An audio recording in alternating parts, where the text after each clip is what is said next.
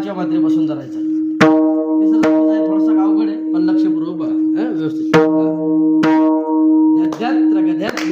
धागे तिट कर धाकीट तागे तिट गदी गेन नागे तिट कतिट तागे न धागे तिट कथा गदी गेन धा तिट कथा गदी गेन धा त्रिगिण धा कतिट तागे न धागे तिट कथा गदी गेन धा तिट कथा गदी गेन धा त्रिगिण धा कतिट तागे न धागे तिट कथा गदी गेन धा तिट कथा गदी गेन धा त्रिगिण